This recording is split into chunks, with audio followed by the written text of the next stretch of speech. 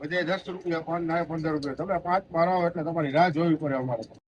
તો hello guys, હું છું તમારો માહિર સંજાત ને આપણા નવા મિની વ્લોગમાં તમારું સ્વાગત કરી છે. તો સવાર પડી ગઈ છે અને ટાઈમ થઈ ગયું છે શોરૂમે જવાનો. BMW લઈને નીકળી ગયા આપણે સીધા શોરૂમ તરફ જવા. તો ફાઇનલી આપણે શોરૂમે પહોંચી ગયા છીએ ને સૌથી પહેલા શોરૂમને કરી લે ઓપન. ને ગરમીના હિસાબે પાન જલ્દી બગડી જાય છે એટલા માટે કરી લે સૌથી પહેલા પાન કટિંગ. હજી તો ગરમીની શરૂઆત છે ને પાનની માર્કેટ પણ થઈ ગઈ છે ટાઈટ અને પાન પણ બગડવા માંડ્યા છે. હજી તો આપણે પાન કટિંગ કરતા ત્યાં તો ગ્રાહક થઈ ગયા છે ભેગા. ગ્રાહક ને બધાને પાન આપી દીધા. 2-4 મિત્રો પણ આવી ગયા હતા. એની સાથે વાતચીત કરતા કરતા શોરૂમ બંધ કરવાનો સમય થઈ ગયો ને આપણે નીકળી ગયા ઘરે જવા માટે. ને ભાઈ તડકા પડે છે જાલીમ, ગરમી પણ વધતી જાય છે દિવસે ને. તો તમારો ભાઈ પહોંચી ગયો છે ઘરે ને આપણે કરી લેવે થોડોક આરામ. રોજાના હિસાબે તડકો જાજો લાગે છે. આરામ આપણે કરી લીધો છે, હવે આપણે થઈ જાય ફ્રેશ. તો ફાઇનલી તમારો ભાઈ ફ્રેશ થઈ ગયો છે ને અસ્તરની નમાજ પણ પડી લીધી છે. તો ચાલો નીકળી હવે શોરૂમે જવા માટે. લિફ્ટમાં બેસી ગયા છીએ ને નીકળી હવે આપણે શોરૂમે જવા. ફાઇનલી આપણે શોરૂમે પહોંચી ગયા. એ ભેગા જ આપણી 2 માં રાહ જોતી હતી.